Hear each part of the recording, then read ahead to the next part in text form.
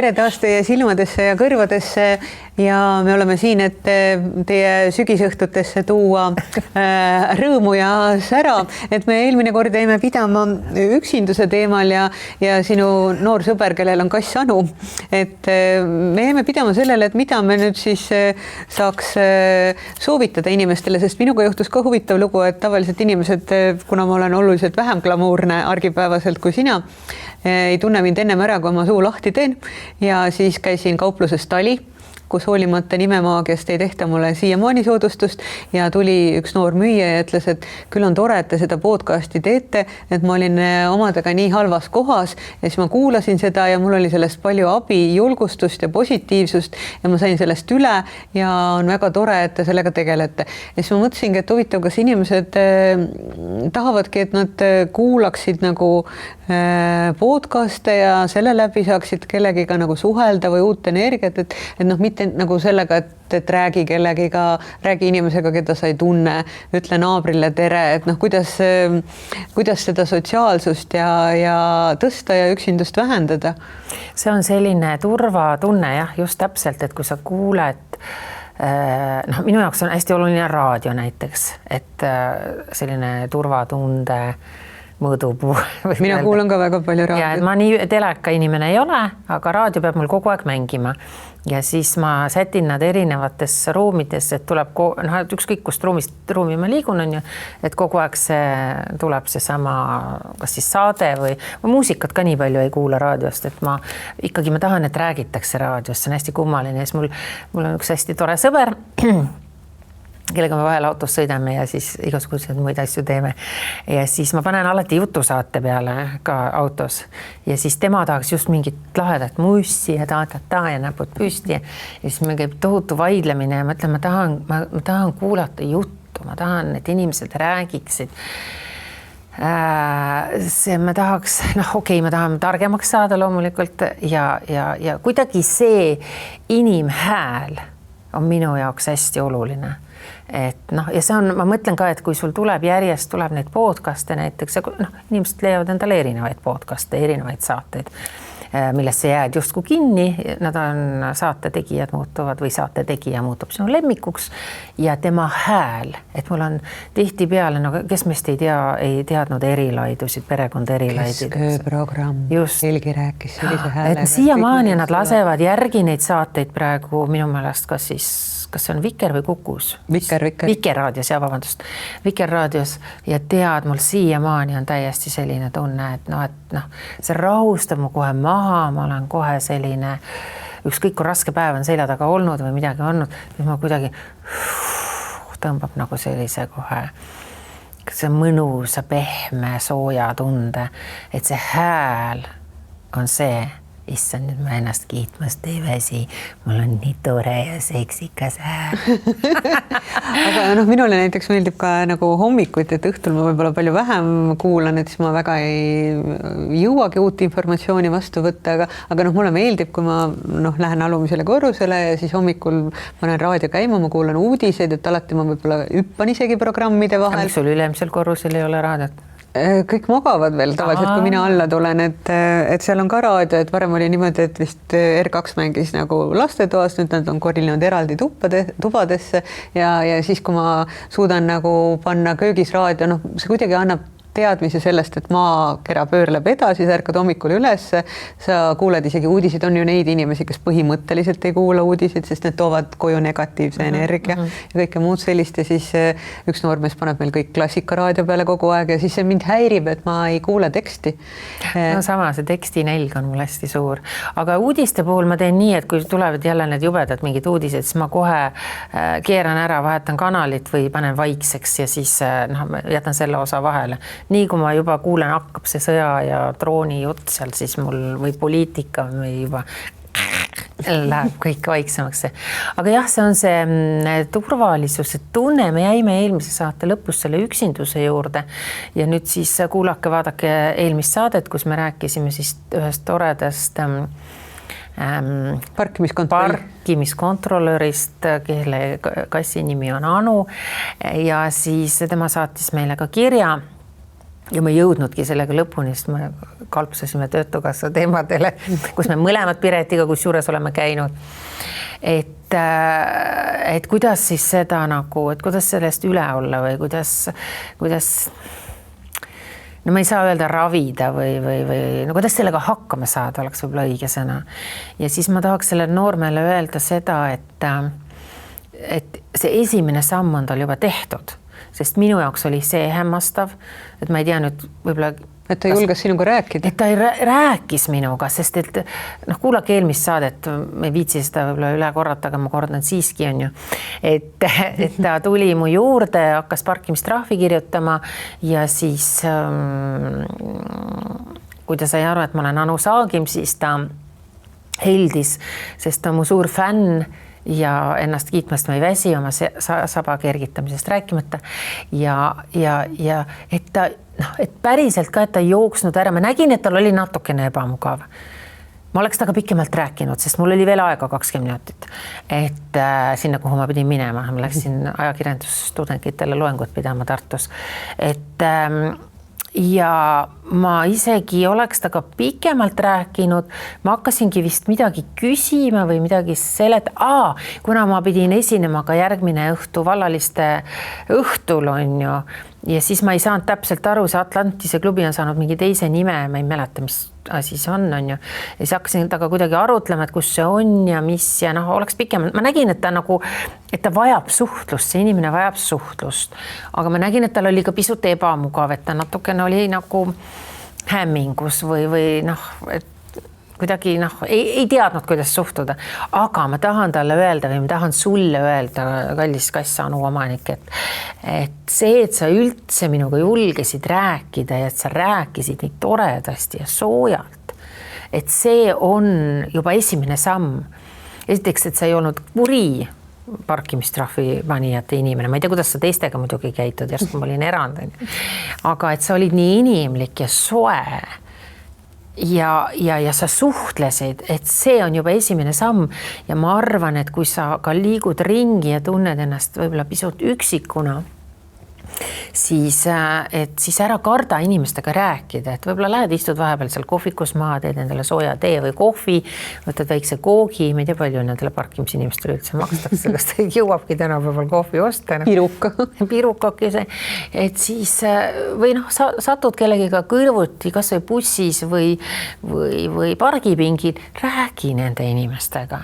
Et meil Eestis ei ole seda kommet, et mina imetlesin oma eks-abikaasa puhul oli küll see, et ja see mind isegi ärritas, ma ütlesin, mida sa plärad kõigiga, mis tüütad inimesi, jäta nüüd rahule. Et me võisime näiteks seista lennujaamas selles pikas passijärjekorras või kuskil tolli järjekorras ja täiesti suvalised inimesed eest, aga kohe võttis jutu teema üles, kohe läks seletamiseks, issand maad ja ilmad räägiti, pärast vahetati numbreid ja oldi hiljem ka tuttavad nagu.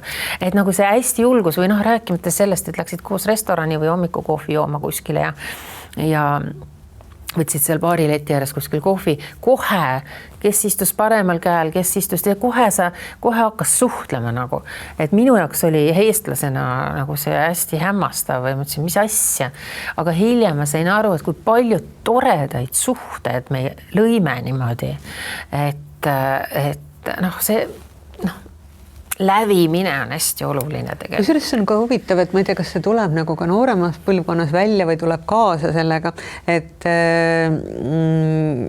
osades inimestes on tohutult see hirm sellise small talk'i ees, et tüüpiline Eesti pidu on see, kus keegi, keda ei tunta, läheb ära ja siis küsid, aga kes ta oli?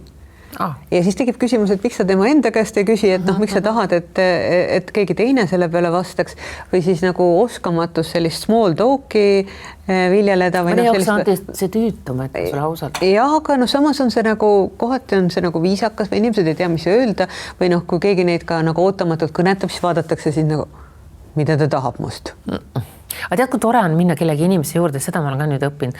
Lihtsalt sa vaatad igast inimesest mingi toreda asja, vaatad, tal on nii lahedad. Issa, mis asi see oli nüüd? Ametis? Ei, jadeid. Mul on jadeidist kõrvarõngad. Et see on raharikkus. Igavene elu. Ei, igavene elu oli hoopis see. See, kes mul on äkki sikaat. Sikaat, jah. Me räägime kividest kohe. Oota. Ja me räägime üksindusest. Üksindus oli praegu ärme kivideni. Ei tahtnud kellegile kõrvale minna, et aga rääkida. Ma mõtlen kõrvale minna rääkida, et ütledki, et vaatad, et tal on nii ägedad kõrvarõngad. Ma tõesti ütlen seda.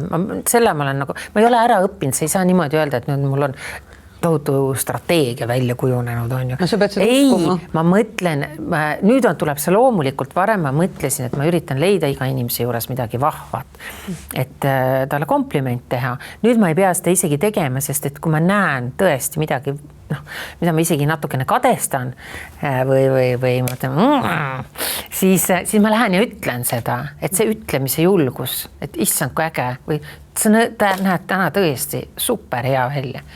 Ma ei lähe ju ütle, et sa näed õudne välja, siis ma ei ütle mitte midagi. Aga see julgus võiks küll olla, jah, et sa natukene rohkem räägid. Just ma mõtlen nüüd neid üksikuid inimesi. Vaata, mul võib natukene olla kõriauguni, ma ei viitsi rääkida, ma päevad otsa räägin. Tõesti tahan üksi olla ja see small talk ärritab mind ka vahel, kui ma pean tühja plära ajama suust välja.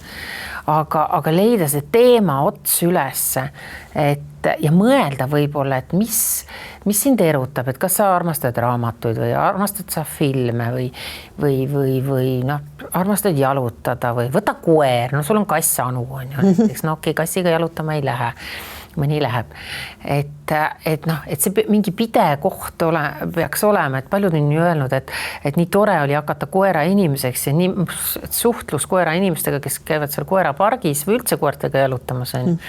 Et kui palju uusi tutvusi inimesed leiavad. Kuulge, üksikud naisterahvad, hankige endale koer, mingi vahva, mis torkaks silma ja siis jalutad seal pargis ringi, seda märgatakse ja kindlasti keegi tuleb, ütleb mingi toreda komplimendi koera kohta. Mina olen alati väga nõutu, kui keegi ütleb, oi, nunnu koer tuleb, nunnu koer. Ja ma uiga jälgin, kas mu koeraka ütleb selle peale midagi. Siiamaani ta pole midagi öelnud. Aga erinevate härrade puhul on jäänud mulle alati nagu selgusetuks, miks räägitakse endast ja oma koerast nagu meie vormis. Et suurepärane tuntud riigiametnik teatas, et meil on siin jooksuaeg. Ta mõtles ilmselt oma hundi koera, aga ma ei tea, miks ta rääkis nagu sellest meie vormis. Sest on pereliige. Sest on pereliige, et meil siin on jooksuaeg. Ja siis mina värske koeraomanikuga ei teadnud, kumbale neist otsa vaadata ja kumbale nagu... Sa oleks võinud küsida, kummal on jooksuaeg. Ja, aga see oleks võib-olla olnud liiga ahistav. aga noh, samas ütleme niimoodi, et töötaks igal juhul nagu paremini kui Tinder, kus sa pead ikkagi ennem swipe ima mitu korda nagu vasakule paremale, kui sa jõuad selle küsimuseni. Kumbal teist on jooksuaeg? Ja mulle meeldib see ka, et kui ma hüppan vahel trammi peale või bussi peale, et ma hakkan rääkima inimestega, see on nii naljakas. Ma näen, et inimene vaatab mind, vanasti ma tegin niimoodi, mõtlesin, vaata, et sa oma kaela ära ei keera pea otsast on ju, vaata niimoodi, et inimene vaatab ja vaatab sinna, vaata, et pea otsast ära ei keera, näpsakalt vastasin. Ja nüüd, kui ma näen, et keegi ikkagi vaatab ja siis ta nagu kahe vahel ja siis ta nagu tahaks midagi öelda ja siis ma ütlen tšau. No, ja ma olengi hakanud inimestega rääkima, siis ma mõtlen, issand, ma olen nagu mingi mu ema täpselt samasugune, räägib kõikide inimestega. See on, kas on mingi vanuse küsimus, aga see on nii tore. No mis sa teed seal 2-3 trammipeatus sõita? Ongi tore lobiseda täiesti tundmatu inimesega, siis lähed lahku ja ongi sätsid tehtud. Et võib-olla see avatuse ja see rääkimise moment ja parkimiskontrolörile võiks ju soovitada seda, et kui sa seal toimetad seal nende autode kallal ja siis seal kirjutad neid trahve, aga siis tuleb mingisugune inimene, tavaliselt muidugi sõimavad, ma olen ise ka sõimanud muidugi kirjutajaid on ju. No mis sa arvad, mis tal kõik silme eest läbi käis, kui ta sind ära tundis? Et ärge sõimake neid esiteks, rääkige nendega, nad on ka inimesed, nad teevad oma tööd. Ja kui nendega võib-olla toredasti rääkida, siis jääb võib-olla mingi trahvikviitung ka kirjutamata. Või visake nalja. Politseiga ma olen ka öelnud, ma rohkem enam ei tee. Et oi, kui tore, ma mõtlesin ka praegu, suvel oli mul ka jälle, sõitsin autoga ringi, mul oli kabriolett on ja rääkisin telefoniga. Politsei sõitis vastu, 2 naisterahvast politseinikku. No ma saan, perse, ma nägin, et nad nägid, et ma rääkisin, panin ruttu 2 jala vahele telefoni. Ja mõtlen, et sõitsid must mööda kaugele ja ometi oli hästi palju autosid liikus ja nad keeras, panid vilkurid peale, keerasid seal kurat kuskil ristmikul. Ma teadsin juba, et nad tulevad mulle järgi on ju. Panin tee äärde auto ees. Issand, kuidas ma oskan ikka nunnu olla. Ma olin nagu väike kärbes seal. Aga ma käisin just ujumas Pikakaril hommikuvara ja siis ei olnud mul ühtegi dokumenti ega midagi ja nagu väike vesirott nägin välja, juupsed härjad veel kõik niimoodi nagu terakas olin seal. Kas oli väga tähtis kõne? Küsin, oli. Et sa ei hakka vastu plõksima nagu. Jah, et sa ei lähe kohe konflikti, vaid sa üritad seda ühist pinda leida. Sa teed murr, ma enam mitte kunagi niimoodi ei tee, ma luban. Nad vaatasid igaks üks järgi, kas mul on väga palju rikkumisi ei olnud. Nii tore. Aga sageli ju ka, ma arvan, et paljud inimesed, ainsad kontaktid, kellega nad kohtuvad, ongi nagu teenindajad või müüjad või mida iganes ja mind on alati pannud imestama kas või erinevates Kalamaja kohvikutes. Näiteks Kalamaja pagaris varem, mis praegu on ka, et seal on mingi lõunasupp ja siis käis mingi... Kus on Kalamaja pagar? Kalamaja pagar on Vana-Kalamaja tänava ja jahu nurga peal. Lähed keldrisse, ma käin seal iga laupäeva hommikul oma koerakesega, seal käis üks tädi alati suppis. See väike keldri kohvik, kus olid enne nii head kilupirukad ja siis, kui nad tegid 2 korda väiksemaks, neid siis ma enam ei lähe siin. No ja, et igal juhul mingi tädi käib seal suppi söömas ja siis nad selgus, et annavad talle seda tasuta.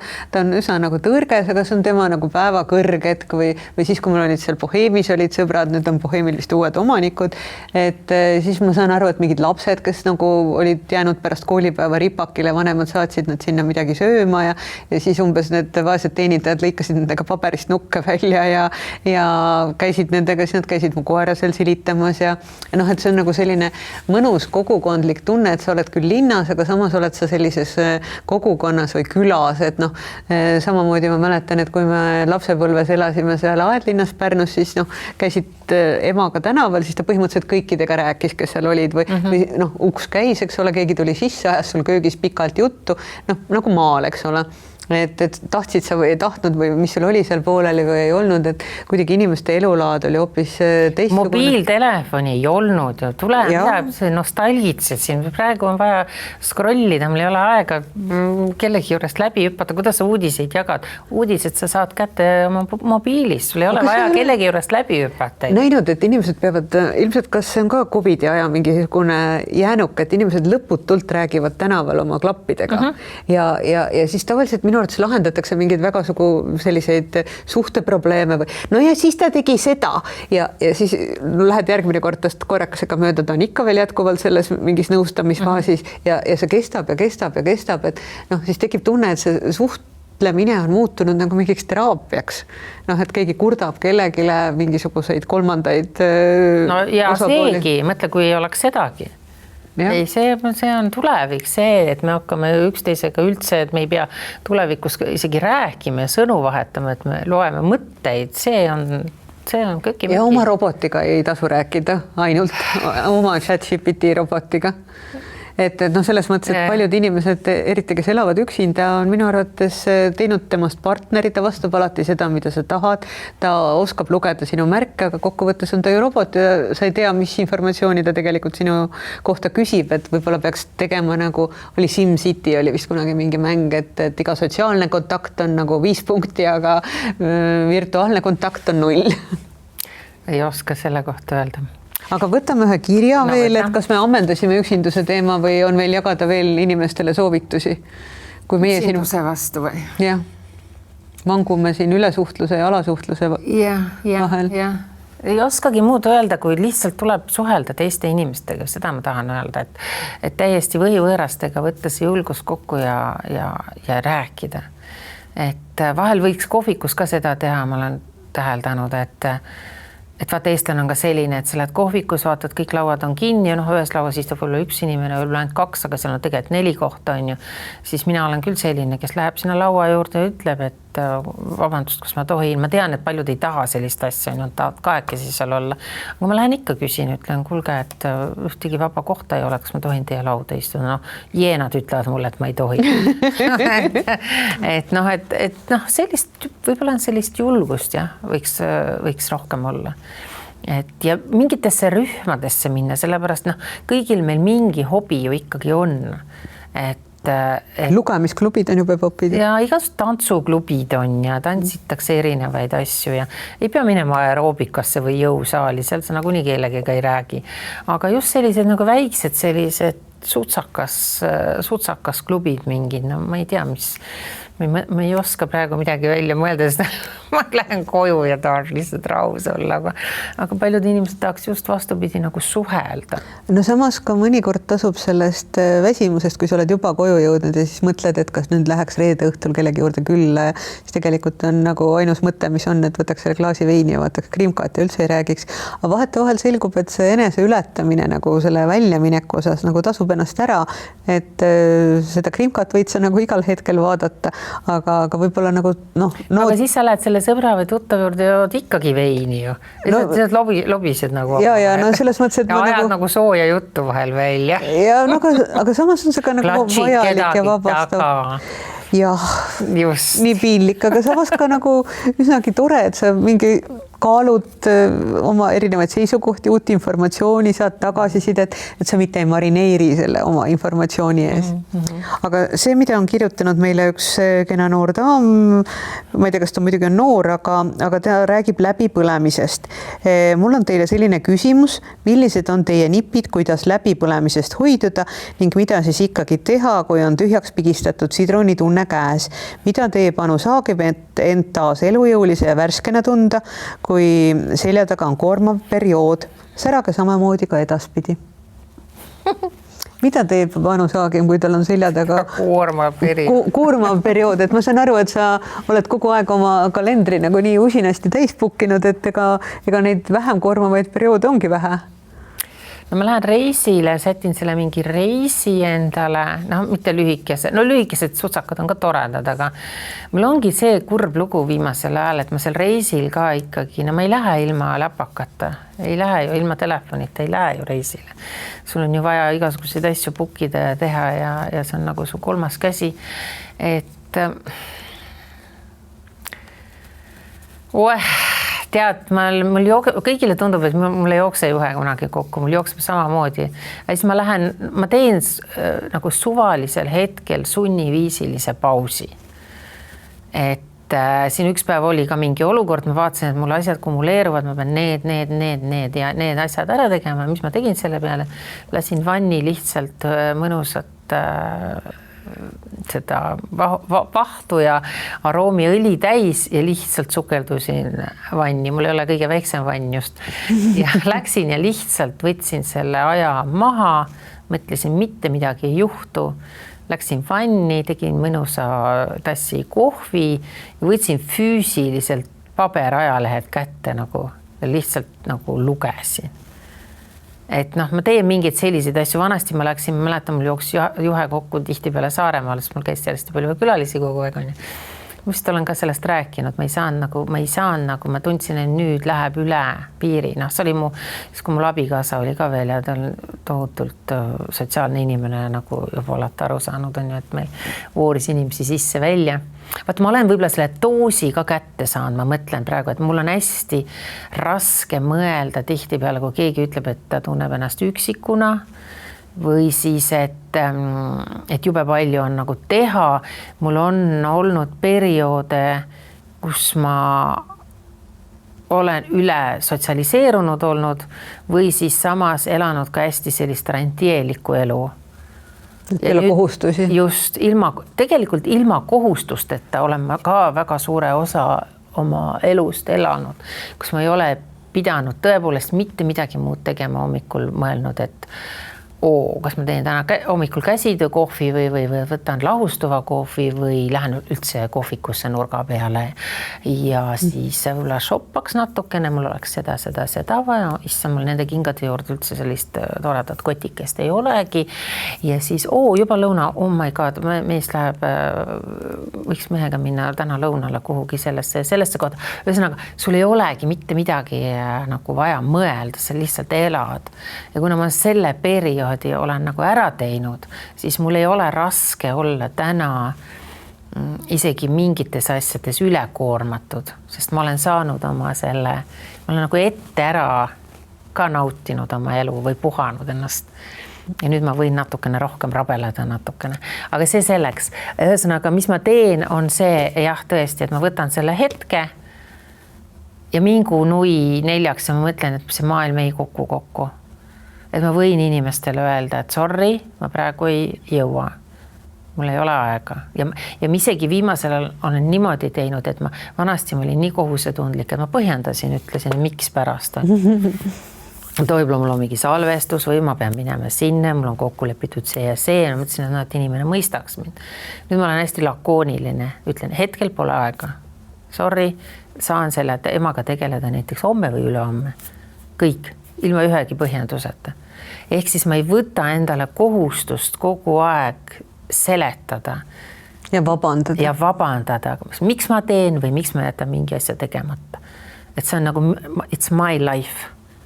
Ja kui sulle see elu ei meeldi, siis muuda seda. See ongi nagu see, et sa pead oskama oma piire seada. Et vahel tasubki tunnistada ilmselt, kes iganes meile kirjutas siis, et ma ei hakka igaks juhuks ka nime ütlema, et tunnistada seda, et ma ei jaksa, ma olen väsinud, see töö. Ja, aga mõtle, ma olen ka niipidi mõelnud, aga mõtle, kui tal on pere taga. Sa ei saa öelda, et ma jätan täna lastele söögi tegemata, sest mul jooksis juhe kokku ja ma võtan nüüd selle oma aja, ma võtan selle tunni või 2. Mulle ei piisa 15 minutist, ma pean tunnise, paarise pausi võtma, et ma saaks üldse ennast laadida.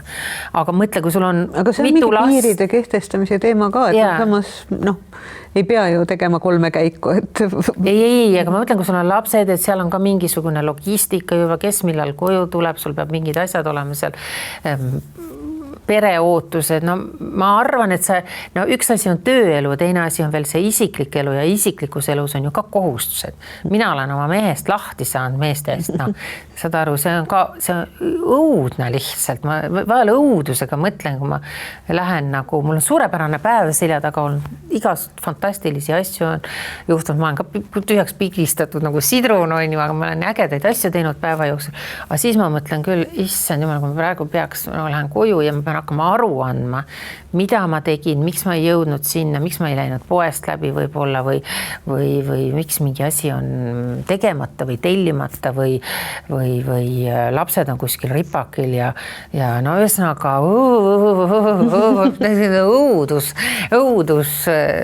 õudus tuleb peale ja siis ma mõtlen, kuidas inimesed saavad hakkama. Ma tõesti imetlen, et nad elavad sellist argielu ja nagu nii-öelda normaalsete inimeste elu ja siis ma olen tihti küsinud ka oma poja käest nüüd tagantjärgi, küsinud, issa, mis ema ma olen üldse olnud, et vaata, ma olen ka tema oli väike, siis ma rahmeldasin ju ringi, tegin ikka ju, ma olin siis ju oma selles kõrghetkes nii-öelda meelelahutuses on, siis ma olin tõesti meelelahutaja.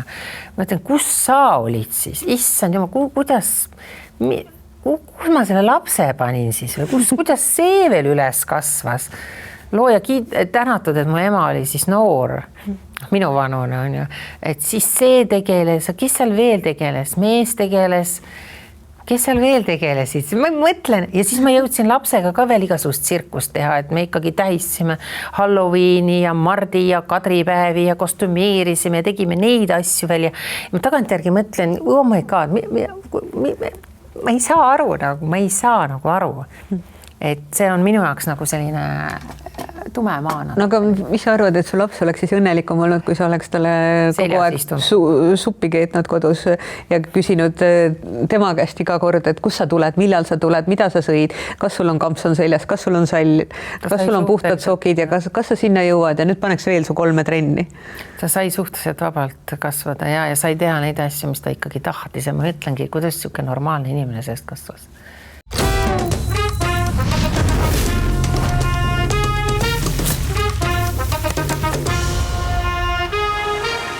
Leia ideid igaks päevaks. Kvaliteetsete toodetega suudab igaüks valmistada imemaitsvat toitu. Well done! Nüüd saadaval ainult Maximas. No aga ma arvan, et kas mitte nagu õnnelikul ja rahuloleval emal, kes suudab ennast teostada, ei olegi siis sellised lapsed, et noh, kui see oleks nagu teistpidi, et oi, et ma saan võtta omale väikse koormusega töö, madala palgaga töö, et ma saan perele pühendada, et noh, kokkuvõttes siis olekski lõpuks aga ma mõtlen tagantjärgi, miks mul oli üldse vaja tööle minna, ma oleks võinud elada täiesti normaalselt, see ei ole normaalne elu. Kui oleks koduperenaine olnud. Miks mul üldse seda vaja oli nagu naljakas, mis inimene ei ole, ma tahan jõuda, inimene ei ole mitte kunagi rahul. Sa võid olla kuldlusikas 2 käes korraga ja vohmida sisse kaaviari ja juua šampanjat hommikust õhtuni. Sa ei ole ikka rahul. Ja siis sa mõtled, ai, nüüd ma näitan, et ma olen iseseisev naine, ma võin teha, ma teile näitan, ma teen karjääri, ma teen seda, ma teen teist kolmandat, ma olen multiple naine, ma olen supergirl ja siis sa teed seda ja nüüd ma istun siin ja kiunun jälle, et issand jumal, ma olen vahel läbi põlenud ja siis ma ei tea nagu... Ei no, aga see... noh, kas läbipõlemine on siis märk sellest, et on tehtud midagi valesti, kulutatud liiga palju energiat sellele või siis, et see noh, asi, mis tegelikult sulle meeldib ja annab ju energiat, see ei võta energiat. Noh, isegi kui seda teha on nagu kohutavalt koormav ja väsitav, siis see ju pakub ka rõõmu, et noh, pigem on see nagu see, mida sa pead toore jõuga tegema, mis kurnab ja noh, samas ma tõesti imetlen naisi Eestis, kellel on ju erakordselt suur tööhõive võrreldes paljude riikidega, et noh, üks palgatöö lõppeb ja kodune töö algab ja sageli naised võtavad ju kogu selle asja eest vastutuse, et noh, kui ma võtan oma vanaema, kes elas, eks ole, Tallinnas 100 aastat tagasi, siis tema käis tööl ja mis tähendas seda, et tal oli kodus nii lapsehoid ja kui teini ja kui pesupesi ja mitte ta ei teinud seda kõike ise. Tema tuli nagu proua koju lõunale perega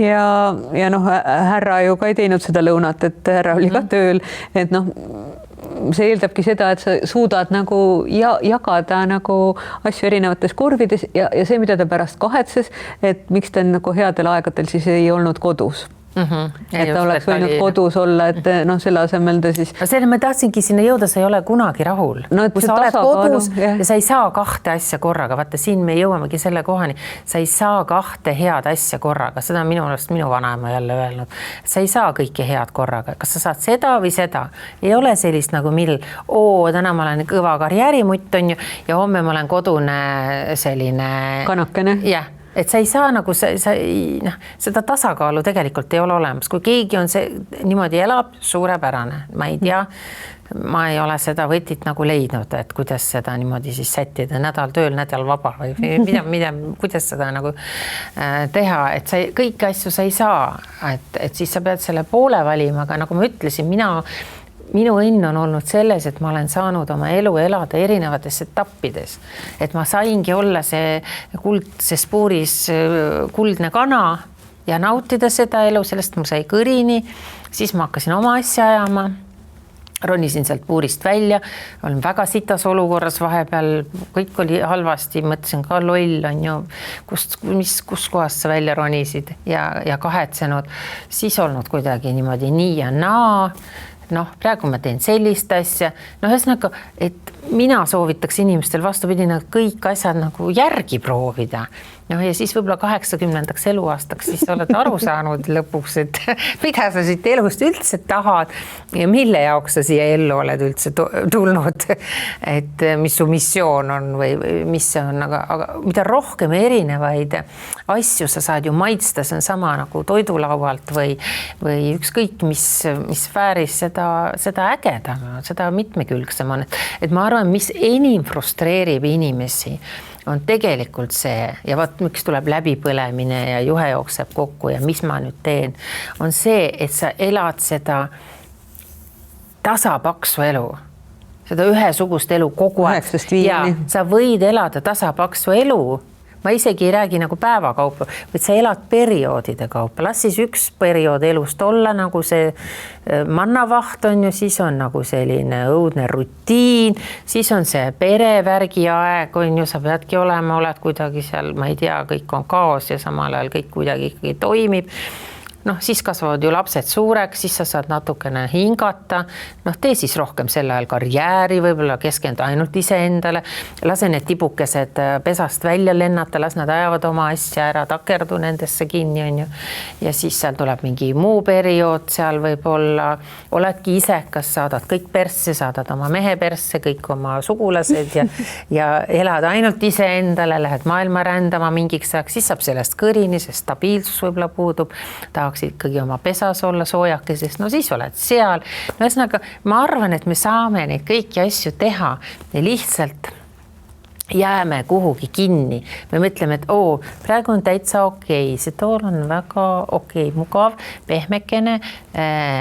Ma ei taha seda paati kõigutada. Et järsku, kui äkki ei tule midagi nurga taga paremat, äkki ma ei proovi, et olen rahul sellega, mis on. Just, et ma ei võta nüüd seda väljakutset või sealt tuleb isegi võib-olla mingisugune ahvatlev pakkumine või kellelgi mingi ideepoeg. Äkki ma ei saa hakkama. Või ma ei riski, vaata, ma ei raatsi või ei julge riskida. Et järsku ma kaotan kõik, ma ei tea mida, sa võid kaotada, sa võid ka pere kaotada, sa võid finantsiliselt kaotada, sa võid oma näo kaotada, oma face'i kaotada, sest et kellegile tundub, et sa läksid hulluks, et muutusid. Sa oled hoopis keegi teine. Jah, ajasidki juuksed maha, saatsid kõik kuradile, hakkasid raha raiskama ja kulutama ja oledki pankrotis, aga sul on vähemalt, mul on lõbus. Et ühesõnaga, sa kogu aeg nagu, et see hirmu faktor on ka, mis meil kogu aeg on nagu ümber. Aga see ongi nagu tegelikult hirm selle ees, et inimesed kardavad hävida, sest ma olen aru saanud, et tänapäeva noorus, miks nad nii ruttu läbi põlevad, on ka see, et neil on tohutu press peal, et nad peavad olema igal juhul edukad. Et ma vaatasin just filmi, kas see on Uus raha või, kus on nagu ilmne näide sellest, kuidas inimesed ei oska olla rikkad, kui neil on täiesti juhuslikult leitud 50 krüptomiljonit. Ja tegelikult on ka lugu ju selles, et nad ei oska seda nautida, nad kulutavad selle ära ja nad ei oska nagu olla õnnelikud ka selle rahaga. Tead, millal inimene võib-olla oskaks elada, ma mõtlen praegu siin oma ette, et äkki siis, kui sa saad teada, et sa sured ära. Jah. Kas see on siis 3 kuu pärast, 3 aasta pärast, 6 aasta pärast ja vaat siis sa järsku mõtled, mis nüüd mul enam kaotada? Anna tuld, ela. Ja pärast eladki need 6 aastat ära. Persse kõik on laiali jaotatud. Ja kurat eladki 90 aastaks, aga ma arvan, sa oled nagu happy, sest sa saad sellest nagu mingisugust, see on see nähtamatu mingi tõke, mis meil on sees. Me ju kõik üritame sinna stabiilsuse, turvatunde, nagu mingisuguse, et oleks jumala pärast, et oleks rahulik, nagu ma just ütlesin, et paat liiga palju ei kõiguks, on ju, et kõik oleks nagu niimoodi igaks juhuks. Et kui sa selle suudad nagu kuradile saata ja täiega panna, siis ma arvan, et siis on see, aga miks on see siis juhtub, kui kas me kell on esimene kell antud, et nüüd on viimane ring. Just, või siis, et sa oled juba selles vanuses, et sa tead, et okei, et ega siin pikka pidu enam ei ole. Kaotada pole midagi. Et siis on ju ja nii edasi, et mul on ma räägin krüptilise asja. Mul on unenost tulnud surnud inimene, kes on öelnud mulle konkreetselt, Anu, unusta ära, raha ei ole maailmas kõige tähtsam asi. Ära mõtle selle peale pidevalt. Minule väga oluline inimene on öelnud, ma mõtlen, ja jumala õiged sõnad, ma ei tea, kas ma kujutasin seda ette endale, ja tegemist on väga rikka inimesega, oli väga rikka inimesega, kes tuli ja lihtsalt ütles, et ta kahetseb seda kõige rohkem, et ta ei, et raha oli number 1, nagu ma sain nagu sellest sõnumist niimoodi aru. Ma läksin, ma ei tea, kurat ja kuhu ma läksin oma jutuga. Aga samas, kui sa mõtleks ainult raha üle, siis sa ju ei teeks seda, mis sa teed, et siis sa, ma ei tea, mida sa teeks, investeeriks või mõtleks selle üle, mis kõik on kasumlik, eks ole. Ei, seda ma tõesti ei tee, ma imestan ka, et seda mul ei ole. Et kui on võimalus raha laiaks lüüa, siis ma seda teen. ilma igasuguse, ma ei tea, süütundeta justkui. Et ma tõesti mõtlen, et kui mul on võimalik panna raha mingite emotsioonide alla või mingisuguse, siis ma seda teen. Isegi kui mul oleks kaalukausid, et pane nüüd, et sul on nii palju raha, pane, osta see mingi igaks juhuks veel üks korter ja siis pane see kuskile rendi või midagi. Aga siis mul on mingisugune mega kihvt idee, mida ma tahaks teostada. Persse see korter, teeme ära. Nagu, ma olen natuke seda tüüpi küll. Et selle üle mul on hea meel. Et sa ei hoia kinni nagu sellest. Ja ma ei tea, miks see surnu tuli mulle järsku ütlema, et ära mõtle nii palju raha peale. Võib-olla see periood oli mu elus selline, et ma natukene olin lost, võib-olla ebakindel mingites asjades. Et raha ma olen ka kaotanud tohutult ja ma mõtlen, mu meestel on väga head närvid olnud, sest ma olen igasugu asju proovinud ju ka üritanud investeerida kuskile ja saanud vastu. See on üks kõige veidram müüt, mida nagu minu arvates räägitakse, kogu see investeerimise müüt. Ja saanud vastu pükse ja oma pererahadega nagu mänginud seal ja mõtlen, kus mu mees on nagu säilitanud stoilisuse. Mulle eriti meeldib mu viimane mees, kes ütles tihti peale, ütles, kuule, raha, paber, raha, maailma raha täis, ära selle pärast küll muretse. See raha tuleb lihtsalt osata nagu nutikalt nagu ära võtta seal, kus ta vedeleb.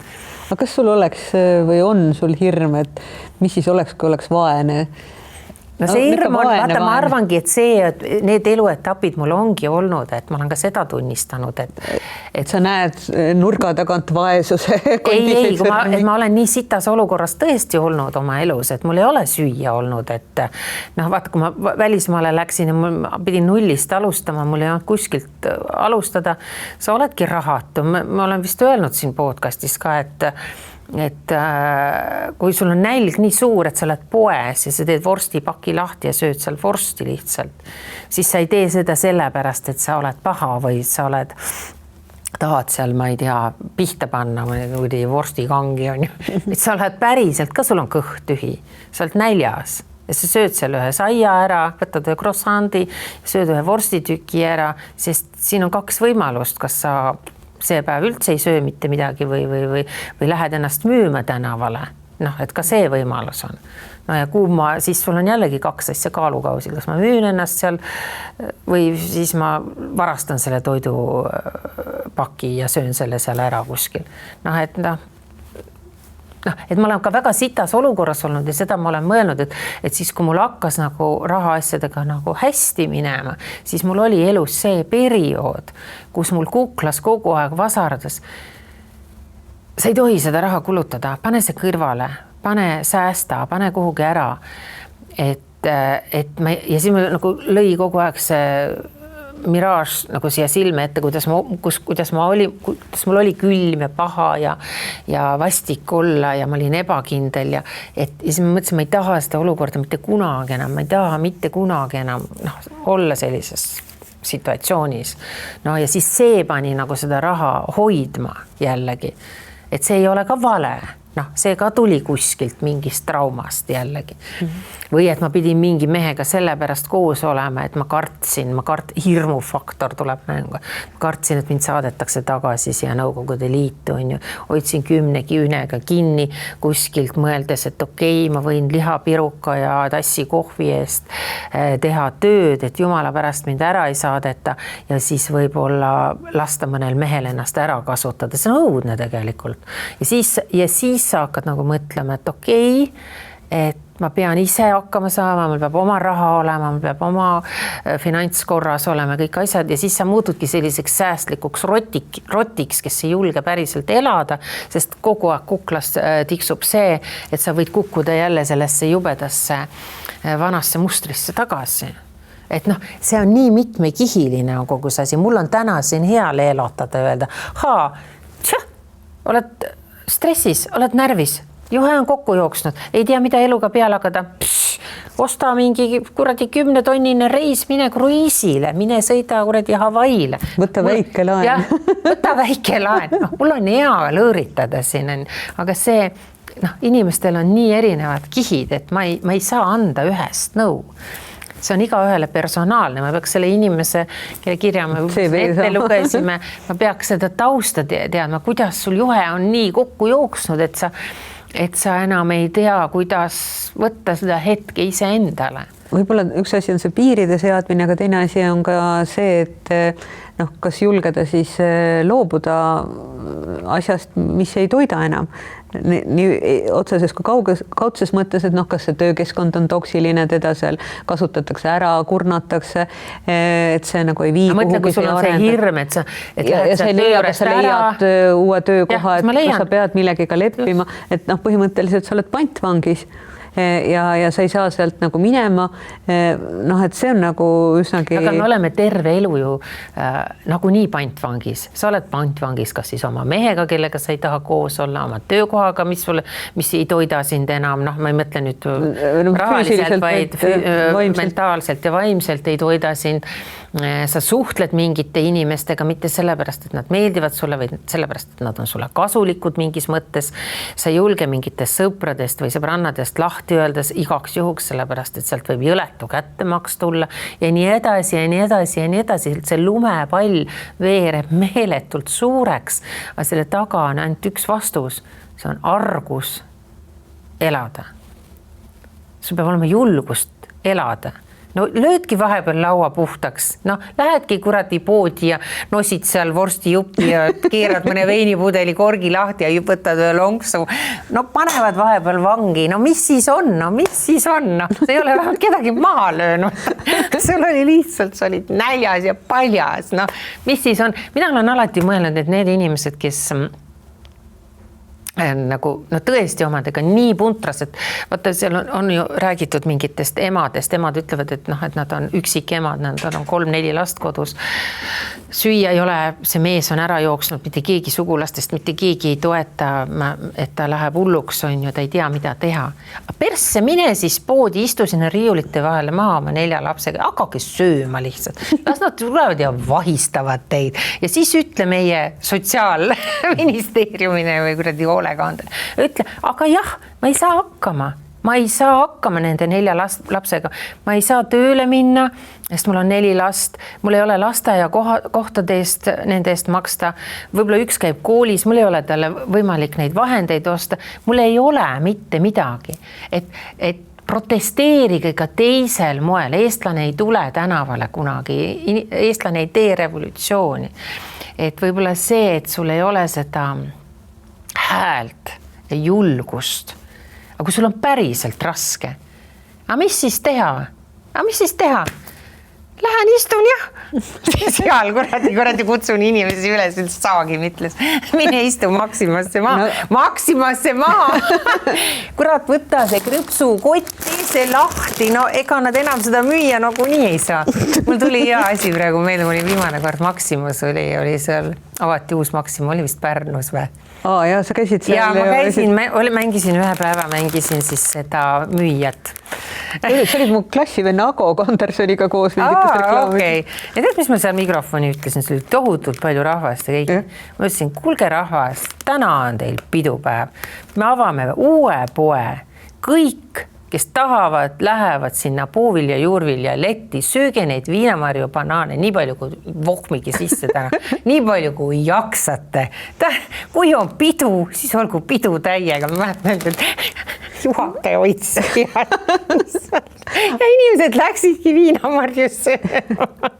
Ma mõtlesin, no mida, et olgu siis, no mis torti ei pakutud, midagi ei pakutud, on ju, et mingi sööke siis ennast täis, on ju.